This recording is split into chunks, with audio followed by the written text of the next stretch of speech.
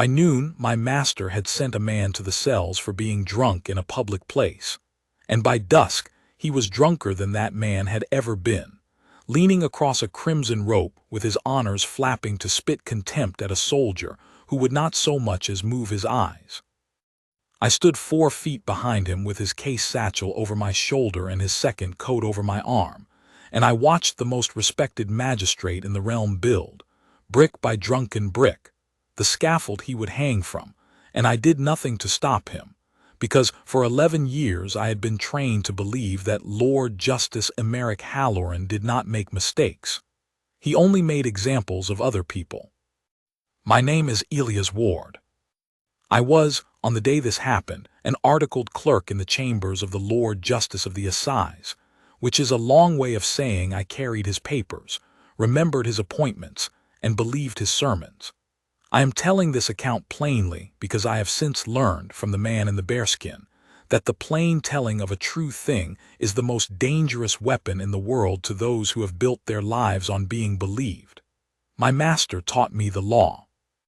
Guardsman Corwin Ash, who never in my hearing raised his voice, taught me the difference between the law and justice, and he did it without saying a single word to the man he destroyed.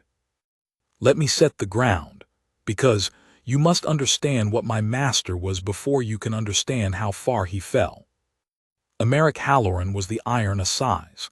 That was the name the news sheets gave him and the name he loved, and he had earned it in his way. For 20 years he had sat on the highest criminal bench in the kingdom of Eldermore and handed down sentences that other judges flinched from. His rule was famous, and he repeated it in every address he ever gave. The law does not bend, it does not stoop, and it does not care what your name is or what your excuse is. A poor man who stole bread got the same measure as a rich man who stole a fortune, harsher, sometimes, because Halloran believed that mercy to the low was an insult to the honest, and that a hard sentence was a kindness to everyone who might have been the next victim.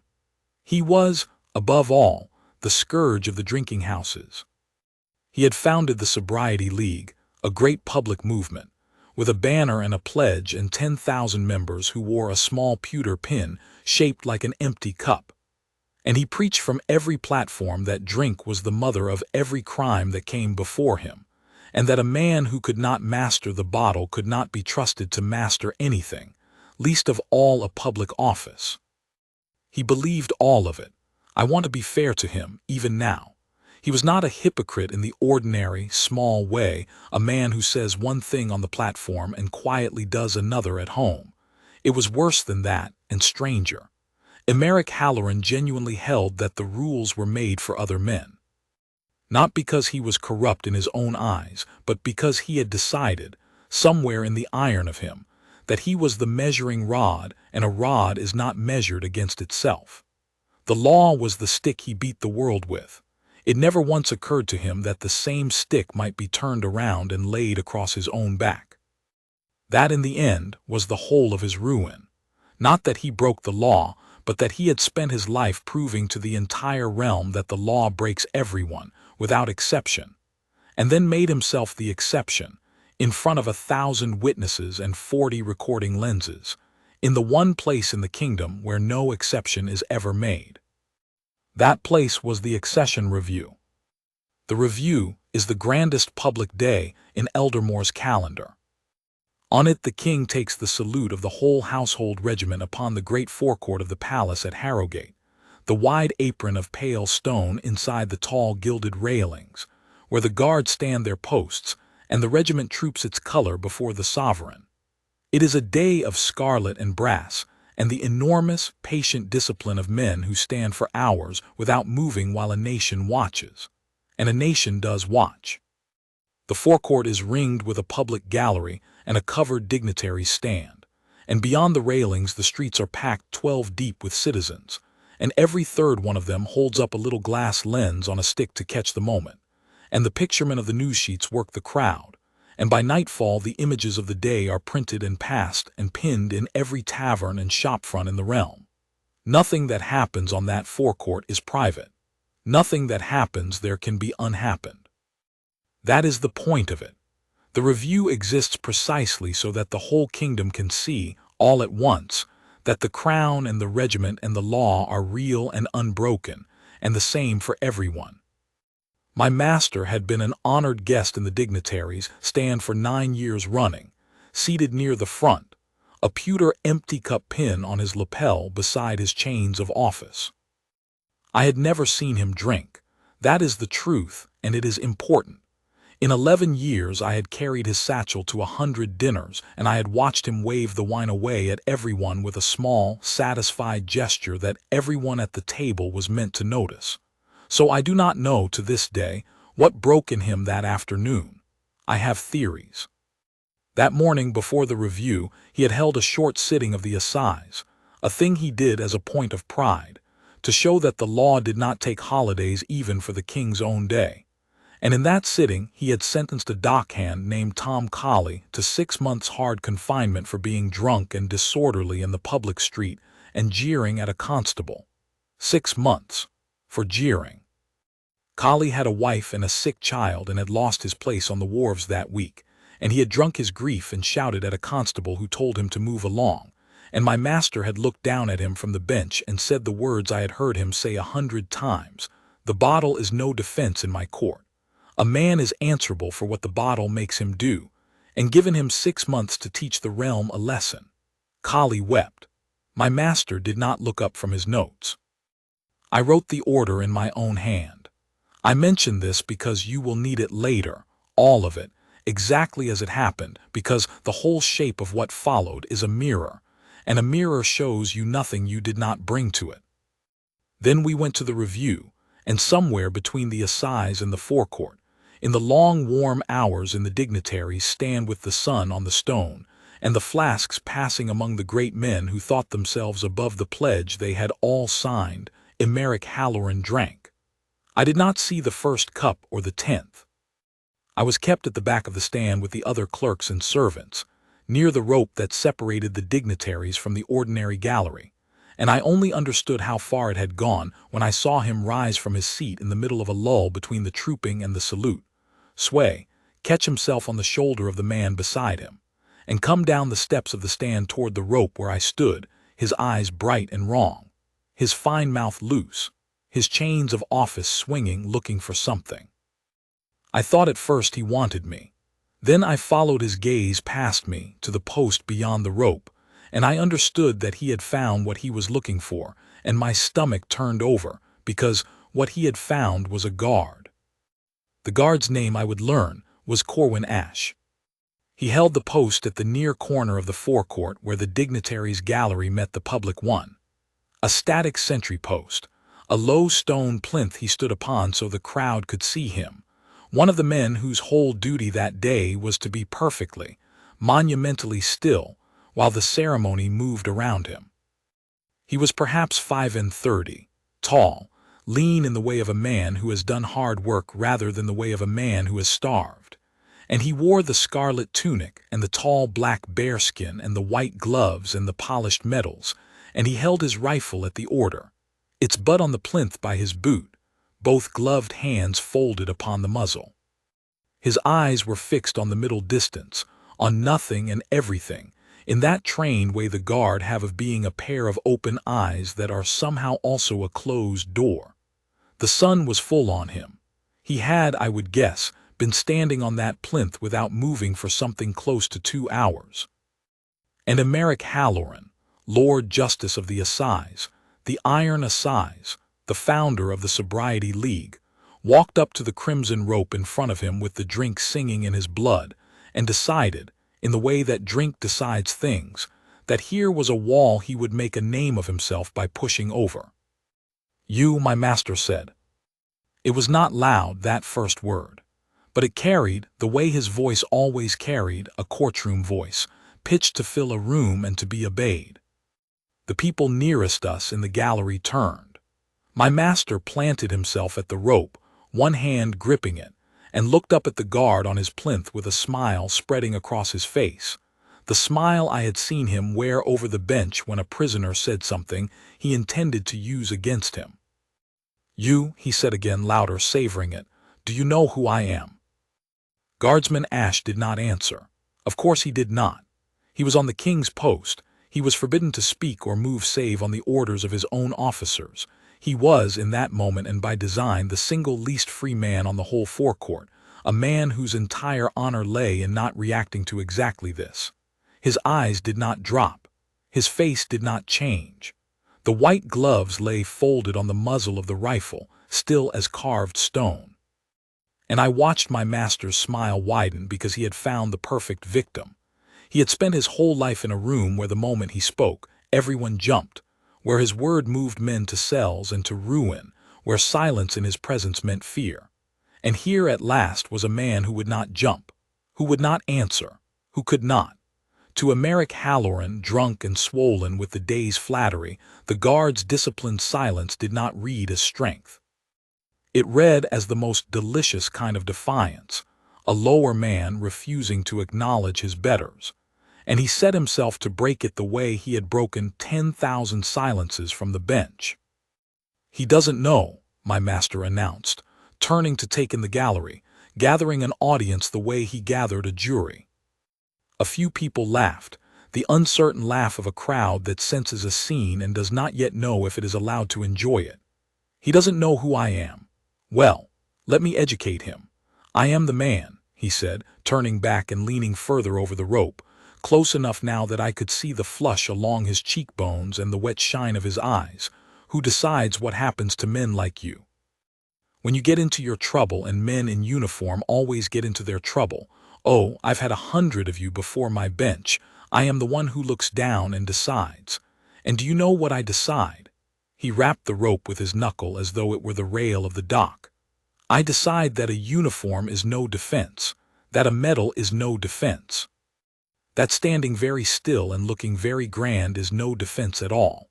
His voice dropped and took on the honeyed, dangerous note I knew so well, the note that meant he was about to enjoy himself. "You're a toy, aren't you? A painted toy they wind up and stand in the sun. Go on, prove me wrong, say one word, move one muscle, show me there's a man in there and not just a doll in a fur hat." The guard looked through him at the middle distance and did not move. I should have gone to my master then. It was, in the old machinery I served, my place to go to him, to touch his elbow, to murmur that his carriage was ready, to fold him gently away from the scene before it grew. I had done it 100 times for lesser men in his circle. But something held me at the rope with the satchel biting into my shoulder, and I have been honest enough with myself in the years since to name it. It was not respect. It was fear. I was afraid of him, of the loose, wet smile and the courtroom voice, the way the whole realm was afraid of him, and my fear, multiplied by 10,000 other men's fear, was the exact thing that had led him believe, all his life, that he was the rod and not the thing measured. So I stood and I did nothing, and I let him reach for the next brick. He was, I could see, only getting started. A silence he could not break was to Emeric Halloran a door he had to go through, and there was a great deal of afternoon left, and a great deal of drink in him, and a whole gallery began to gather at the sound of the famous voice, and beyond them, past the railings, the first of the little glass lenses turning our way on their sticks, drawn as lenses are drawn to a raised voice and a scarlet coat. I did not know yet that every word my master spoke was being caught. I did not know that the picturemen had already begun to drift toward the corner of the forecourt, where the great judge was making a spectacle of a soldier who could not answer.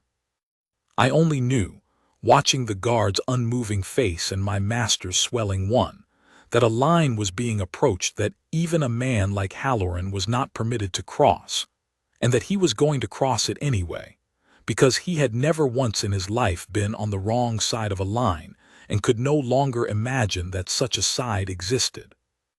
What I have to tell you next, I have told twice under oath, and each time it has cost me something, because a man does not enjoy describing how his master made himself contemptible. But the truth of it matters more than my comfort. So here it is, exactly as it happened, in the order it happened, because the order is the whole indictment.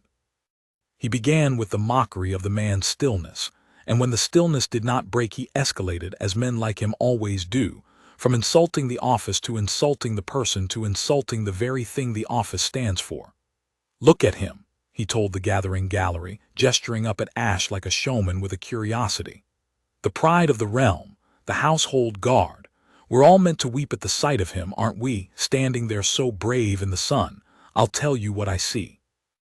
I see a man dressed up in a costume worth more than he'll earn in a year, standing in front of a palace full of things that aren't his, guarding treasure he'll never touch, for a wage that wouldn't cover my dinner. And he thinks he's better than the men who come before my bench. He thinks that hat makes him honest." He laughed, and it was an ugly, wet sound. "I've had your kind in the dock, soldier, deserters, brawlers, thieves in scarlet. A uniform's just a better class of lie. Take it off you and you're the same gutter clay as every drunk I sentenced this morning, worse, because at least the drunk doesn't pretend." The gallery had gone quiet in a way that was not approval. I felt it happen, the shift in a crowd when its appetite for a scene curdles into unease.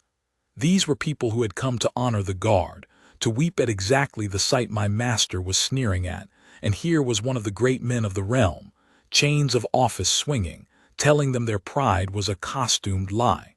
But no one moved to stop him. He was Lord Justice Halloran. You did not stop Lord Justice Halloran. You waited, as I waited, for someone braver or more foolish to do it, and no one was. And Corwin Ash looked through all of it at the middle distance and did not move. I have thought since that his stillness was the accelerant. If Ash had flushed or clenched his jaw or flicked his eyes down, my master would have had his flinch, his little victory, and might have wandered off satisfied. But the guard gave him nothing, not contempt, not fear, not even the acknowledgement of being insulted, and to a man who fed on reaction the way Halloran did, being given nothing was intolerable. It was like striking a wall over and over, and feeling the wall not even register the blows. So he did the thing that no amount of standing would let him take back.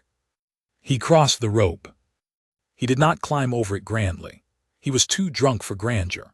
He fumbled at the crimson rope, lifted it, ducked under it with the ungainly care of a man whose body has stopped obeying him cleanly, and came up on the guard's side of it, on the king's ground, inside the line that every soul on that forecourt understood was not to be crossed. A murmur ran through the gallery, real alarm now. A steward and the dignitaries stand half rose. And my master, swaying, planted himself directly before the plinth, tilted his head back to glare up at the guard's face beneath the bearskin, and reached up and flicked the row of polished metals on Ash's chest with the backs of his fingers, so that they chimed. "10," he said, "for standing still. My scullery maid stands still and I don't pin tin on her." He flicked them again, harder. "What did you do for these, eh?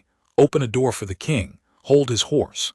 And then, and this is the moment the whole realm would come to know, the moment 40 lenses caught from 40 angles, he reached up with both hands and knocked the tall black bearskin sideways off the guard's head, so that it tumbled from the plinth and rolled in the dust of the forecourt at the feet of the crowd. I heard the gallery draw its breath. I heard, distinctly in the hush, the small sound of the bearskin settling in the dust. And I saw Corwin Ash, bareheaded now, his own dark hair flat with sweat, exposed and diminished in exactly the way my master had wanted him diminished. I saw him not move. His eyes stayed forward. His hands stayed folded on the muzzle of the rifle. A bead of sweat ran down his temple and he let it run. He had been struck, unhatted, humiliated on the king's ground before 1,000 people and 40 lenses, and he stood as though it were weather, because his orders were to stand, and his honor was to keep those orders, and no drunk in a chain of office was going to be the thing that made Corwin Ash forget what he was. But my master read the stillness once again as defiance, and worse now, as insolence that had survived his best blow, and it drove him past the last edge of his sense. He stepped closer, so close I could no longer see daylight between them, and he put his hand on the rifle. I want to be exact, because the exactness convicted him. He did not merely gesture at the rifle. He closed his hand around the barrel above the guard's folded gloves, and he pulled a drunk, clumsy, wrenching pull, trying to tear the weapon out of the soldier's hands and hold it up like a trophy, laughing, saying, "Give it here. Give me the toy's toy. Let's see if the doll fights for." He did not finish. He could not have taken the rifle from Corwin Ash if he had been sober and twice as strong. The guard's grip did not yield a fraction, and the weapon stayed exactly where it was, and my master's own drunken momentum, meeting that immovable resistance, spun him half around and sat him down hard in the dust of the forecourt beside the fallen bearskin.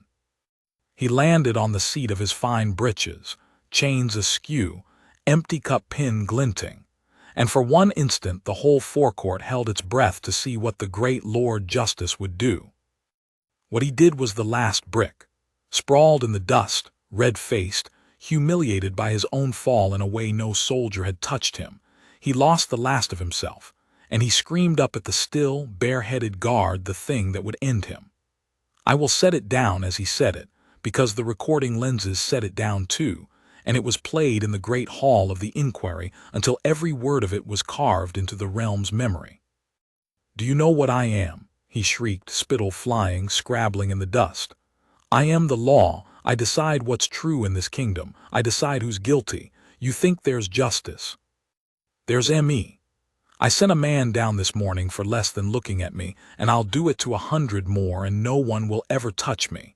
Because the law is what I say it is, and the pledge is for the little people, and the sober face is for the fools who believe it. And you painted doll, you'll stand there and take it and thank me, because that's all your kind is for." He was still screaming it when the shadow fell over him. I felt the change in the forecourt before I understood it, the way a room changes when the most important person in it stands up. The trooping had paused. Along the reviewing line, a figure had detached itself, and was crossing the pale stone toward our corner with a small knot of officers hurrying to keep pace, and the crowd was going down before him like grain before wind, and I realized, with a cold drop in my belly, who it was. Crown Prince Rowan, the king's heir, who took a portion of the salute each year on his father's behalf, had come down from the reviewing line himself. He was a young man, but there was nothing young in his face as he crossed that ground. He had heard it. Half the forecourt had heard it. The Iron Assize, sprawled drunk in the dust of the king's own forecourt on the king's own day, screaming to 1,000 witnesses that justice was a lie, and the law was whatever he chose to make it. The crown prince stopped a few feet from my sprawling master and looked down at him for a long, silent moment. Then he turned to the guard on the plinth, to Corwin Ash, bareheaded, sweating, immovable, his rifle still at the order and his eyes still forward as though the heir to the throne were not standing at his boot, and something crossed the young prince's face that I can only call recognition. As though, of the two men before him, he had instantly and without effort identified which one was the disgrace and which one was the credit to the realm. "Guardsman," the crown prince said quietly, "you may recover your cap." It was permission, and it was more than permission. It was a public verdict delivered in 5 words. And Ash, released for one motion from the frozen stillness, bent, retrieved his bearskin from the dust, straightened it against his sleeve, set it once more upon his head, and returned to the order in a single unhurried economy of movement, his eyes never leaving the middle distance. He did not look at the prince. He did not look at my master. He simply resumed being the thing my master had tried and failed to break, and the resuming of it was somehow the most crushing answer of all. Then the crown prince looked down at Emeric Halloran, and he said, in a voice pitched to carry to every lens and every soul in that gallery, the sentence that began the ruin: "Lord Justice, you have laid hands on a soldier of the king's household, on the king's ground, on the king's day. You have said before the whole realm what you believe the law to be. The realm has heard you." He turned to the officers at his shoulder. "Take him up, charge him, and let it be done exactly as it would be done to any other man who behaved so, no more gently and no less. He has told us himself what he thinks the law should be. We will give it to him." And that, if there were any justice smaller than the justice that finally came, would have been the end of it: a drunk judge, a night in the cells, a fine, a quiet scandal soon forgotten. But my master was not a small man, and he did not fall in a small way, and the machine he had built to protect men like himself was about to make its last, desperate, doomed effort to save him, and it would fail, and the failing of it would be the most instructive thing I ever watched. They took him up gently, whatever the crown prince had ordered. 2 household officers helped him to his feet, for the lenses, if nothing else, a great judge cannot be dragged, and walked him from the forecourt with as much dignity as could be salvaged from a man who had wet his own breeches sitting down and could not walk a straight line. And I gathered his fallen chain of office and his empty cup pin from the dust and followed, because I did not know what else to do. The trooping resumed behind us. The ceremony closed over the wound in it the way a parade always does, the discipline of 1,000 men absorbing the disgrace of one. But the lenses did not close over it. As I hurried after my master through the crowd, I saw them everywhere, the little glass eyes on their sticks, turned not on the guard now but on us, on the shuffling ruin of the Iron Assize, and I understood for the first time, with a lurch, that this was not a scene in a courtroom that my master controlled. This was a thing that thousands of strangers had seen with their own eyes and caught in their own lenses, and it belonged to them now, not to him. He was taken to the household guardroom rather than a common cell, the last courtesy his office bought him, and there he sobered, slowly and terribly, over the hours of that evening. I was permitted to sit with him because I was his clerk and someone had to fetch his letters. I watched the drink drain out of him and the understanding come in, and it was not a pleasant thing to watch. Emeric Halloran Sober was a formidable man, and the first thing his formidable mind did, when it had grasped what had happened, was to begin, with cold and total confidence, to make it go away. Elias? He said my name the way he said it in chambers, a summons and an instruction in 2 syllables. He had washed his face, his eyes were clear now and hard, and there was no shame in them at all. I looked for it, and it was not there. Listen to me carefully, because we have very little time and a great deal to do. This is embarrassing. It is not fatal. Do you understand the difference? A man's career survives embarrassment. It survives everything except a formed public conviction that he is not what he claimed to be. So we do not let that conviction form. Here is how. And he laid it out for me, sober, in the guardroom, and I wrote it in my own hand the way I had written the order sending Tom Colley down. And only later did I understand that I was taking dictation on the machinery of my own disillusionment. First, he said, the incident was to be reframed. He had not been drunk. He had been unwell, a sudden fever, a fainting spell brought on by the sun and the long assize that morning, a great man overcome by heat and overwork on a day of national celebration. Any physician of standing could be found to sign to it. He named 3 who owed him. Second, the guard. The guard had provoked him. In the confusion of the fainting spell, the guardsman had behaved improperly, had spoken out of turn, had shoved him, had let him fall. The whole ugly business had begun with the soldier's insolence, and Halloran's response was the natural reaction of a disoriented man. It is his word against mine, Elias, my master said, and smiled his bench smile. And a Lord Justice's word against a common guardsman's is not a contest. Third, and here he tapped the table, warming to it, the architect surveying his design. Third, we get ahead of the lenses. The Sobriety League issues a statement tonight before the news sheets print. Their founder was struck down by illness in service of the realm, and any scurrilous suggestion otherwise is the work of enemies of temperance. We turn it. By the day after tomorrow, the story is not, the judge was drunk. The story is a great man was taken ill and a soldier disgraced himself and slanderers pounced. Do you see? We do not deny the scene. We reassign the shame. The shame goes to the guard.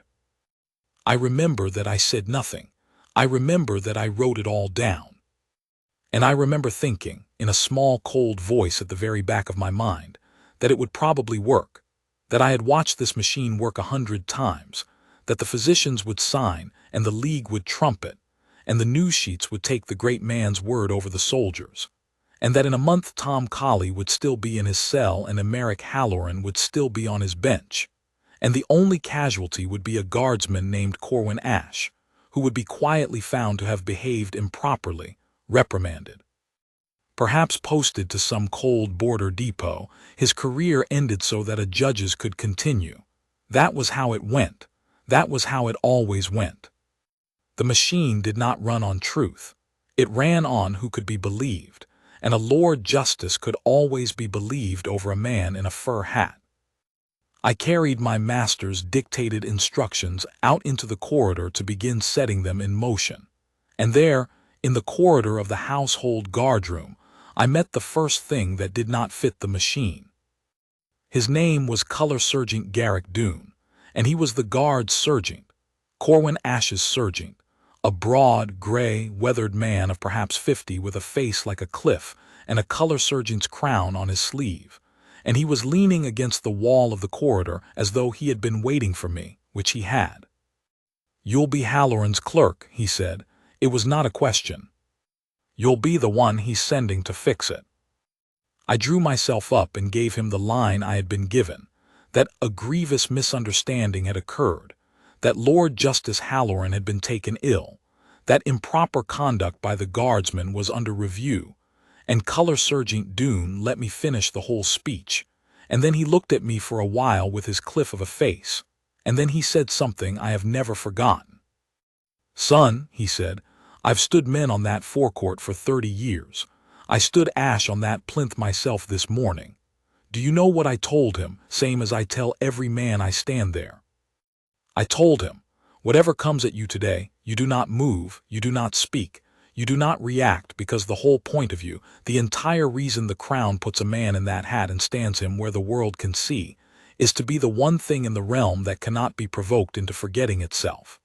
That's not a costume, son. That's a promise the crown makes to every citizen, that here is one man, at least, who will do his duty no matter what is done to him. Corwin Ash kept that promise today while your master spat on it, and now you've come to tell me Ash is the one who behaved improperly." He pushed himself off the wall, and though he did not raise his voice, there was something in it that made me step back. There were 1,000 people on that forecourt. There were 40 lenses. Your master screamed his own confession at the top of his lungs, and it is caught on every one of them. And you're going to walk out of here and try to make the world believe it was the guard's fault. He shook his gray head slowly. "You go and try, son. You go and try. But I'll tell you what I know that your master's forgot, because he's been the biggest man in every room for so long he can't remember there's a bigger one. There's a room over all of ours. And in that room, the guard's word is not worth less than a judge's. It's worth more. Because the guard has spent his whole service proving he'll tell the truth when it costs him, and your master has just spent his whole afternoon proving in front of the realm that he'll say whatever serves him. When it comes to who gets believed, that's the only ledger that matters, and your master's is red." I did not have an answer for him. I went out into the night to do my master's bidding anyway, because 11 years is a long time to be told a man is right, and I was not yet brave.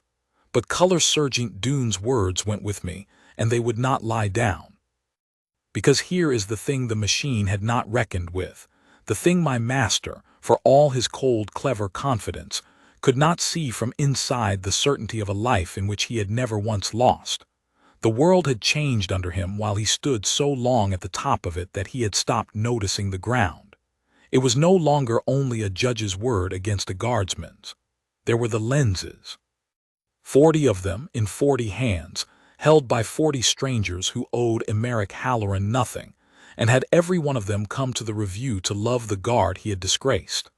By the time I reached my master's chambers that night to begin drafting the League statement, the images were already loose in the realm. They were pinned in tavern windows. They were passed hand to hand in the markets. A dozen picturemen had caught the moment the bearskin rolled in the dust, and a dozen more had caught the recording of the words, the shriek from the ground. "Do you know what I am? I am the law. The pledge is for the little people." And it was running through the kingdom that night faster than any statement the Sobriety League could print, faster than any physician could be found to sign a lie, faster than the machine had ever had to run in all the slow, quiet years when a great man's word could bury a small man's truth in a single afternoon. I stood in my master's dark chambers with the league statement half-drafted in front of me, a great man taken ill, a soldier who disgraced himself, and outside the window I could hear the city. Not a riot, something worse for my master. A murmur, 10,000 ordinary people, the little people the pledge was for, discovering all at once that the man who had jailed their sons for drinking had been the drunkest, ugliest thing in the kingdom, and had said to their faces that his sober crusade was theater and his justice was a lie he made up as he pleased. I put down my pen. I did not finish the statement that night. I told myself it was because I was tired. It was not because I was tired. It was because, for the first time in 11 years, I had begun to be afraid that my master was not right. And if he was not right about this, then I had spent 11 years writing down the wrong man's certainties, and Tom Colley was in a cell for it, and a guardsman named Corwin Ash was about to be sacrificed for it, and I was the hand that would do the sacrificing. I did not sleep, and in the morning the machine made its move, and for one full day it very nearly worked. I underestimated my master. Sober and cornered, he was more dangerous than I had ever seen him, and he did not waste his strength fighting the thing that could not be fought. He did not try to deny that he had been at the rope, or that words had been spoken, too many had seen. Instead, he attacked the one joint in the whole structure that could still be moved, not what had happened, but whose fault it was. And the genius of it, the cold, ugly genius, was that he aimed the whole weight of his ruined self at the one man who could not fight back the way he could, the guard. By mid-morning, the Sobriety League had issued its statement, and it was a masterpiece of the kind of lie that never quite says anything false. Their revered founder, it read, had been gravely unwell at the review, overcome by the summer heat after presiding over the assize since dawn in his tireless service of the realm. That in his distressed state, an unfortunate confrontation had arisen with a member of the household guard, that the League deplored the cruel and opportunistic manner in which enemies of temperance had seized upon a sick man's misfortune to spread slander, and that it had full confidence its founder's conduct and the guardsman's would be examined and the truth established. Every word of it was arguable, not one word of it was honest. And it named the guard. It put the word confrontation in the reader's mind, and the phrase the guardsman's conduct, so that a citizen who had not seen the lenses would come away thinking there had been two men at fault, and one of them a soldier. Then the physicians. Two of the three my master had named signed statements that evening attesting that the Lord Justice suffered from a condition of the blood that could, under exertion and heat, produce sudden confusion and distress resembling intoxication. It was not a lie either, quite. It was worse than a lie. It was a truth built to be believed in place of a truer one. And a certain kind of news sheet, the kind that had always been friendly to power, that understood which side its bread was buttered, took the League statement and the physician's word and ran it large. A great man struck down. Slander at the review, questions over guardsman's conduct. By noon of that second day there were two stories loose in the realm, running side by side. One was what the lenses showed. The other was what the machine said. And I watched sick, as a great many people who had not been on the forecourt began, cautiously, to believe the second. Because it is a strange comfort to be told that a hero of the realm did not really do a monstrous thing, and because the machine had spent 20 years teaching the kingdom to trust the Iron Assize, and 20 years of trust does not fall down in a single day. And the pressure came to bear on the point where it always comes to bear, the weakest, truest man in the whole affair, on Corwin Ash. I know what was done to him, because I was sent to watch it done. My master, still confined to his house pending the matter, sent me as his eyes to the household barracks where a preliminary examination of the guardsman was to be held, an internal review before the greater inquiry, to determine whether the guard had conducted himself properly at his post. On paper it was routine. In truth, it was the trap. If the guard's own regiment could be brought to find some fault in him, some technical breach, some failure of bearing, some way in which Ash had contributed to the incident, then the machine had its wedge. 2 men at fault, and a Lord Justice with a condition of the blood against a guardsman formerly found to have erred is no longer a monster against a hero. It is merely a regrettable clash between 2 flawed men, and regrettable clashes are survived. They put it to him plainly.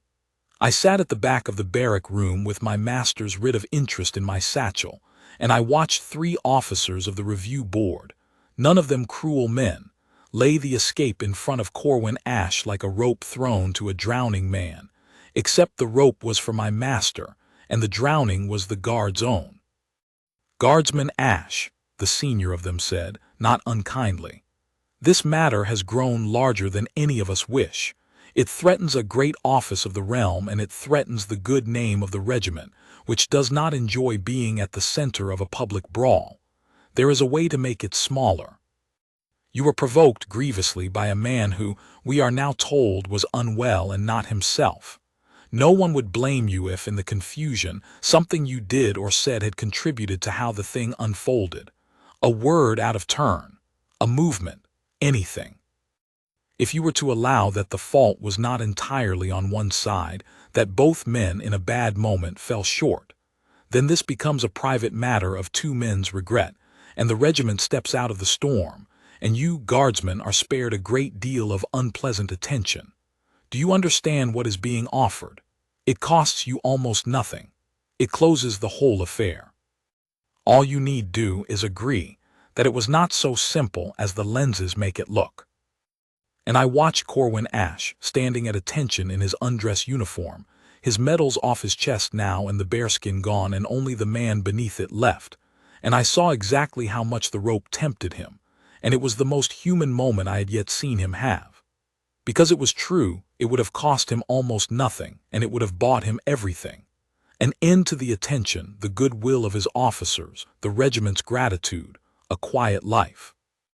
All he had to do was shade the truth by a single degree, say a word, allow a doubt. Everyone did it. I had done it.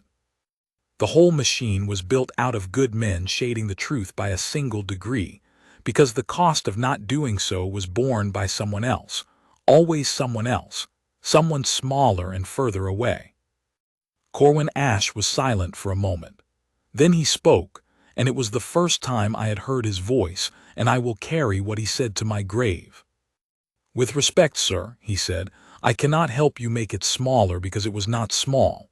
He kept his eyes forward, the habit of the post still in him even here. I was at my post. I did not speak because I am not permitted to speak. I did not move because I am not permitted to move.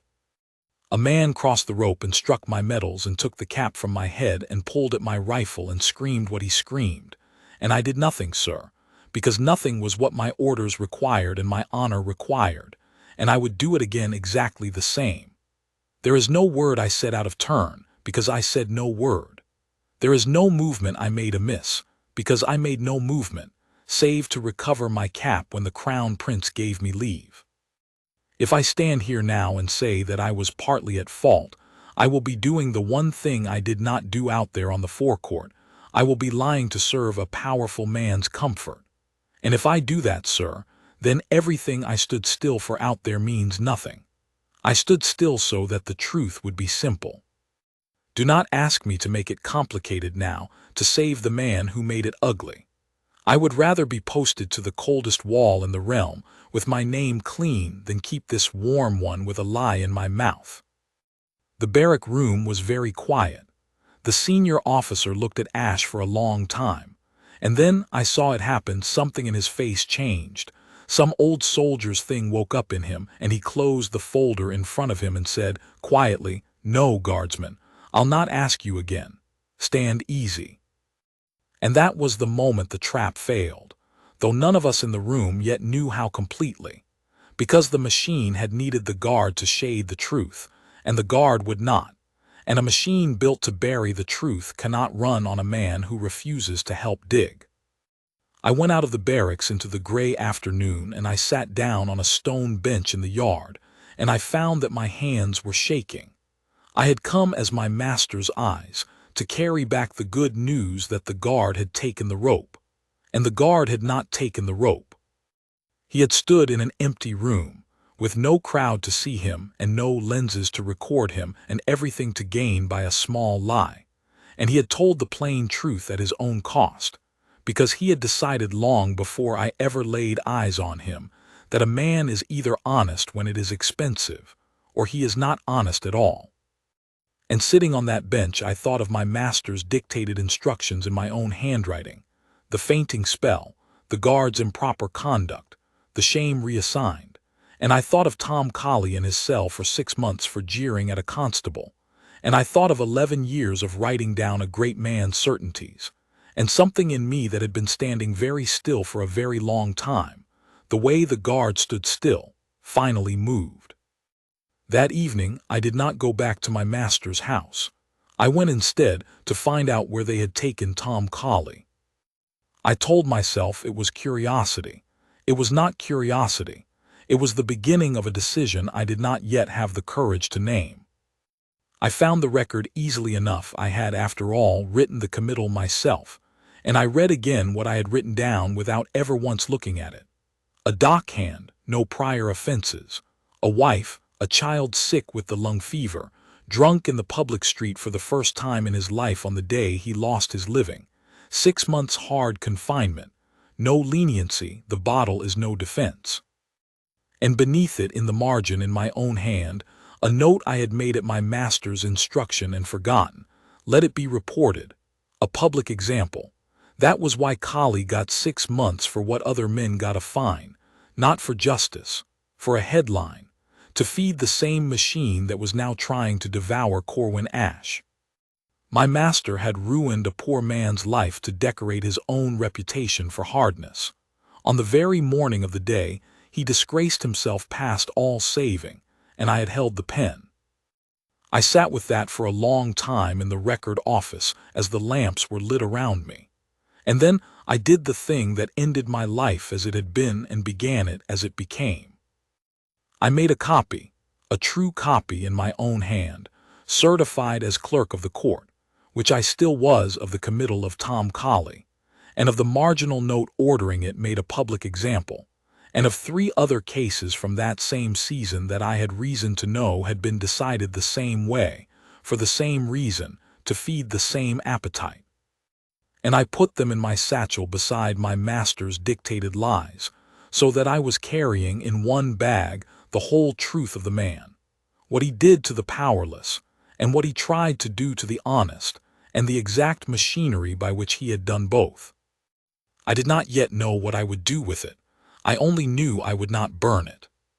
And 2 mornings later, the choice was taken out of my trembling hands, because word came through the whole realm that the king himself had spoken, that the matter of the review would not be settled by the League, or the physicians, or the friendly news sheets, or the regiment's quiet review, but would be heard in full and in public before a commission of conduct convened under the king's own authority and presided over by his sister, the Princess Adela, patron of the courts of the realm. That every witness would be heard under oath, that the lenses would be examined, and that the Lord Justice of the Assize and the guardsman both would stand before it, and the truth would be established once, and finally, and for all. And I understood, reading it, that my master had at last been summoned to the one room he could not own, and that I, Elia's ward, his creature and his clerk, was going to be asked, under oath in front of the realm which man I served, the one who made the law a weapon, or the one who kept his promise while it cost him everything. The commission sat in the great hall of judgment, the oldest room in the realm where the crown's justice is done, a long vaulted chamber of dark stone and high windows where the light comes down in solemn columns onto the flags. I had been in that hall 100 times at my master's shoulder. I had never seen it as it was that day. The public benches were packed to the walls and beyond, and the doors were thrown open so that the crowd outside could hear, and along one side sat the picture men with their lenses, permitted for once inside, because the king had decided that a matter the realm had watched should be settled where the realm could watch it. On the high dais sat the Princess Adela, a woman of middle years with her brother the king's own directness in her face, plainly dressed, no ornament but the small circlet of her office, her hands folded and her eyes very still. Beside her, though he would not speak until the end, sat a plain chair that everyone in the hall understood. The king would hear the finding in person. And down in the well of the hall, at the two tables set for it, sat the two men whose truth was to be weighed.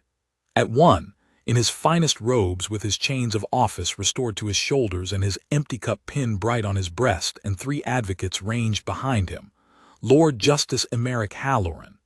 And at the other, alone, in the flawless full dress of the household guard, his bearskin on the table before him and his medals once more upon his chest, Corwin Ash. My master had recovered his composure entirely. That was the thing that frightened me most as I took my seat among the witnesses. He sat at his table with the ease of a man who has spent his life in such rooms and won in all of them, and when the commission opened and his senior advocate rose, the old machine began one last time to turn. It ran exactly as my master had dictated it to me in the guardroom. The Lord Justice had been unwell, the physicians would attest to it. A confrontation had occurred. Its origins were disputed. The guardsman's conduct, regrettably, had not been beyond question. And above all, this was the beam the whole structure rested on. The commission was asked to weigh the word of a Lord Justice of 30 years' unblemished service, a founder of the great temperance movement of the age, against the word of a single common guardsman with every reason to defend his own failure. "We do not deny," the advocate said smoothly, "that the scene was unfortunate. We ask only that this honorable commission remember who these two men are, and whose account in the ordinary weighing of the world deserves the greater trust." It was well done. In any other room, before any other bench, in any of the slow, quiet years my master had thrived in, it would have been enough. And I watched the Princess Adela listen to all of it with her still face and her folded hands and give away nothing. And when the advocate had finished, she said only, "Thank you. The commission will now hear the guardsman." They called Corwin Ash, and he rose, and he took the oath, and he told the truth. That was all he did. I want to be precise about it because the precision is the whole point. He did not accuse. He did not embroider. He did not defend himself with feeling or appeal to the hall's sympathy or return one drop of the contempt that had been poured on him. He simply answered every question that was put to him with the exact, unshaded, load-bearing truth, in the same plain, flat voice he had used in the barrack room, and he let the truth do its own work. Where he was asked what the Lord Justice had said, he repeated it word for word without heat. Where he was asked what he himself had said, he answered, "Nothing, ma'am. I am not permitted to speak on the post." Where he was asked what he had done, he answered, "Nothing, ma'am, until the Crown Prince gave me leave to recover my cap." Where the advocate pressed him, "Surely, in a confrontation of such violence, you did something, you must have said something. No man is so still." Ash looked at him and said, "Sir, being that still is the whole of my duty. It is the thing I am for. If I had done something, I would have failed. I did not fail. That is why we are here, because I did not move. And so there is nothing about me for you to argue over, and only him." And there it was. The trap the machine had needed a fault in the guard. A shading, a shared blame did not exist, because the guard had spent the entire ordeal refusing to create one, out on the forecourt and in the barrack room and now here. And a man's perfect discipline, it turns out, is not only an honor, it is an evidence. Corwin Ash had made himself, by never once reacting, into a fixed and truthful measuring mark against which my master's conduct could be read exactly, with nothing of his own in the way. The stillness that Halloran had mistaken for a wall to break was in truth a witness that could not be shaken, because there was nothing in it to shake. Then the commission examined the lenses. They had gathered them, dozens of them, from dozens of hands, strangers who had come forward, ordinary citizens who owed my master nothing, And one by one the images and the recordings were laid before the hall, and the hall watched, and there was no arguing with them, because they did not depend on anyone's word. There was the Lord Justice at the rope. There he was crossing it. There was his hand on the metals. There was the bearskin rolling in the dust. There was his hand closing on the rifle and his own drunken fall. And there, caught from 4 directions and impossible to unhear, was the shriek from the ground. Do you know what I am? I am the law. I decide who's guilty. The pledge is for the little people. The sober face is for the fools who believe it. It played in that reverent hall of justice, in my master's own voice, off my master's own recorded mouth. And I watched the founder of the Sobriety League listen to himself, declare his crusade a fraud and his justice a lie. And I watched the last of the machine die, because a physician's careful statement about a condition of the blood cannot stand against a man's own screamed confession that he thinks the law is whatever he chooses. Heat does not put those particular words in a sober man's mouth. It only lets the words that were always there come out. My master's advocates fell silent one by one, and the Princess Adela turned to the witnesses' bench, and she said, "The commission will hear the Lord Justice's clerk." They called my name, Elias Ward. And I rose with my satchel in my hand, and I walked to the stand past my master's table. And as I passed it, he looked at me, the first time he had looked at me since the guardroom, and in his face was the absolute, serene confidence of 11 years, the certainty that his creature would say what his creature was made to say. And I understood that he had never once, in all those years, imagined that I was a man who might do otherwise. He had built the whole of me the way he had built the machine, and he trusted me exactly as much as he trusted a well-made tool. And it was that look in the end, more than anything the guard had said or done, that finished the last of my fear. Because I had watched a man in a fur hat stand in an empty room and tell an expensive truth for no reward at all. And I could not, having seen it, walk to that stand and tell a cheap lie to keep a warm place at the elbow of a man who thought I was a hammer. I took the oath, and the princess asked me what I knew. I could have answered narrowly.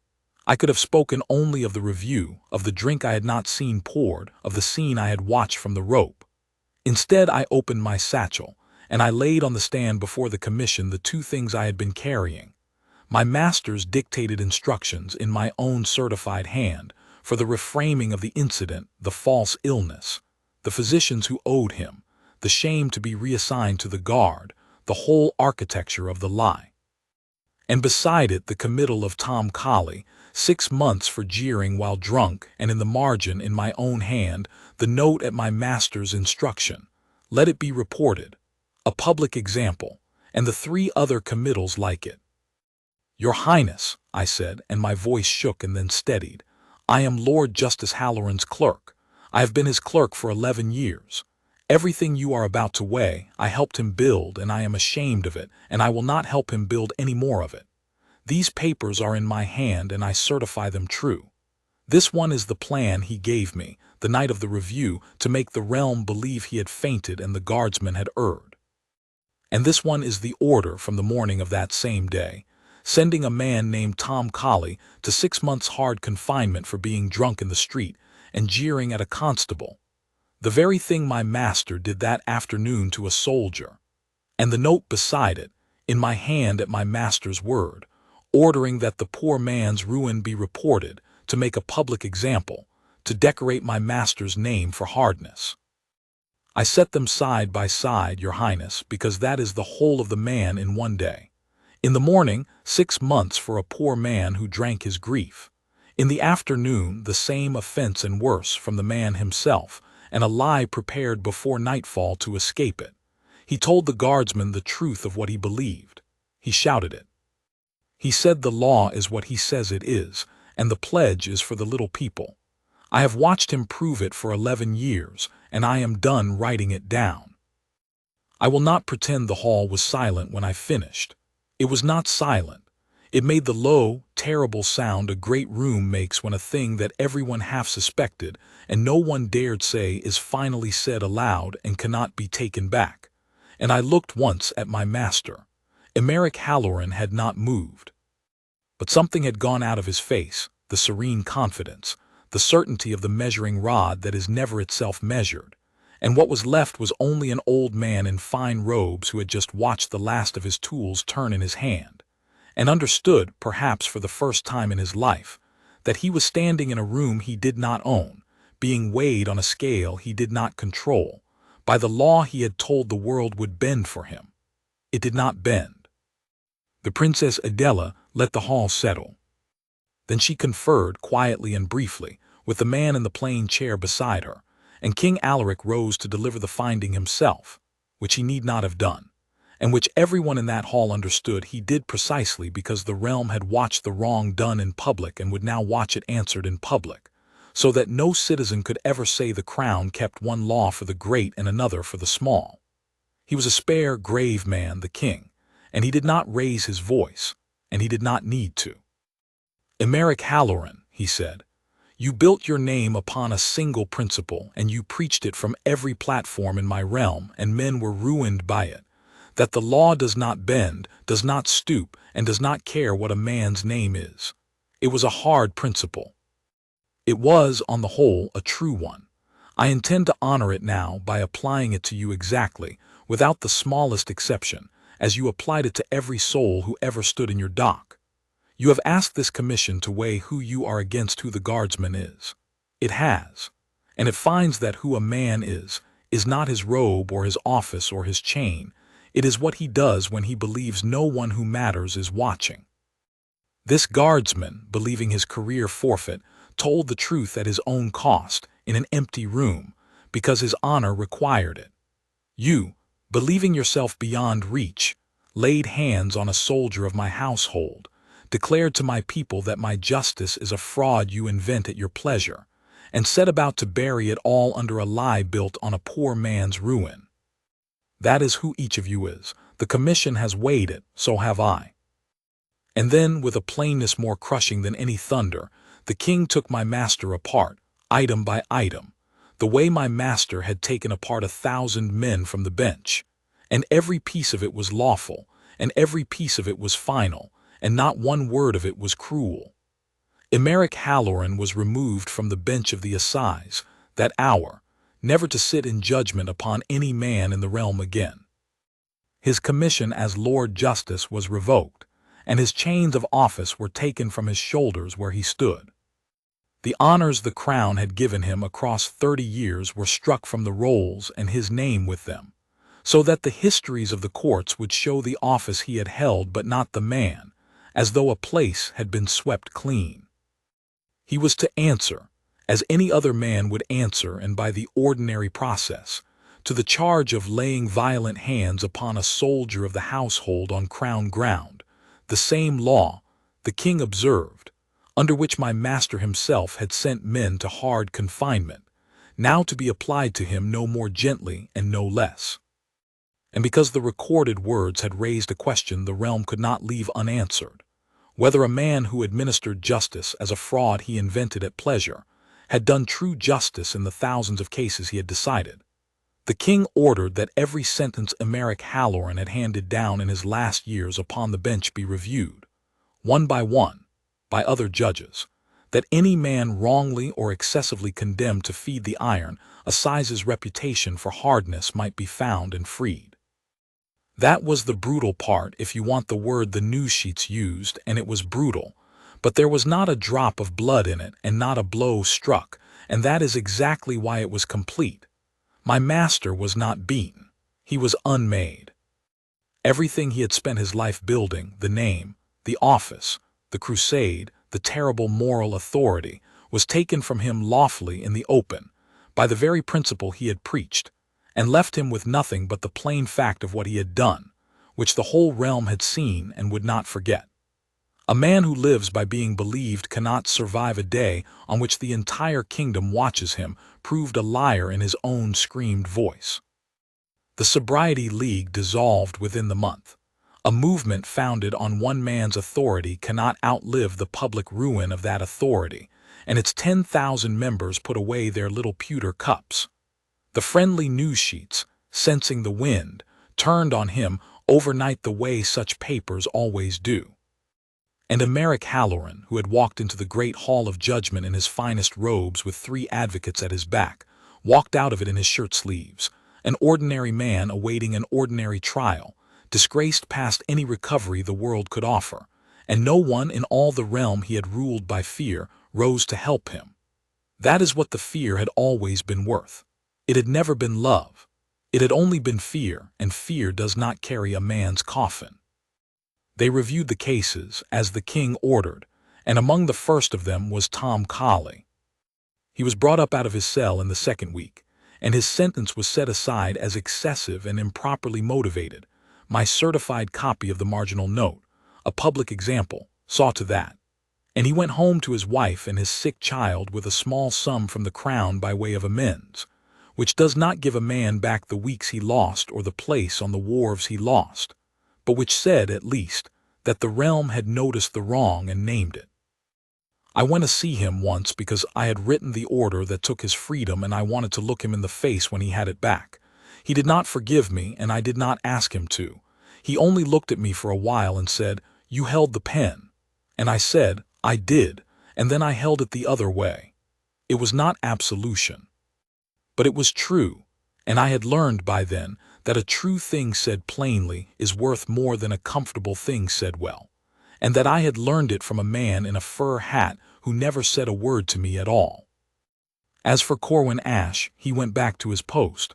That is the whole of it, and it is the best of it. He did not become famous, or not for long.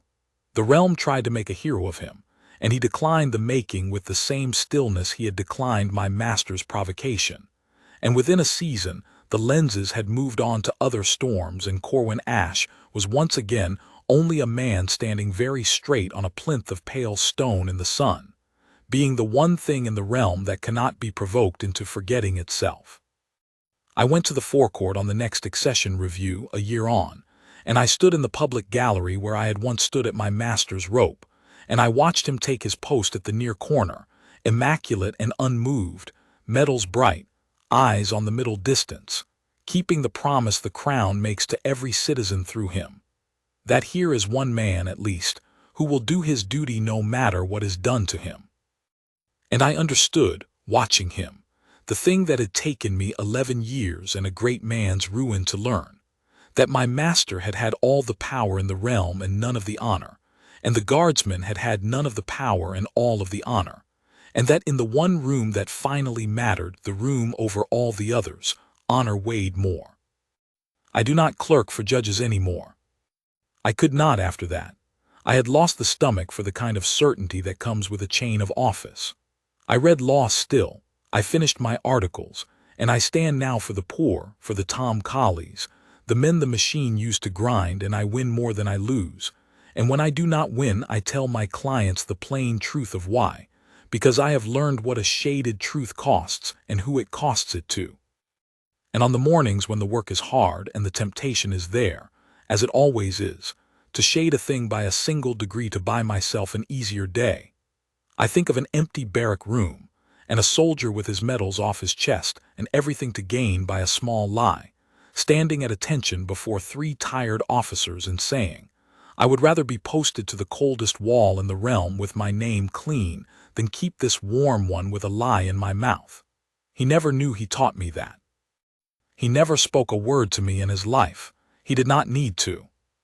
The whole of what Corwin Ash had to teach, he taught by standing still while a powerful man did everything a powerful man can do to move him. And by that stillness, without lifting a hand, he brought the Iron Assize down into the dust beside his own fallen cap, and let the truth, once it was simple, do the rest. That is what discipline is, I think, in the end, not the absence of feeling, the refusal to spend it on the wrong thing. My master spent everything he had on being obeyed, and it left him with nothing when the obeying stopped. The guardsman spent nothing and held everything, and when the moment came that was worth it, he was still whole enough to meet it. I have wanted ever since to be the second kind of man. I do not always manage it. But I stopped that day being the first.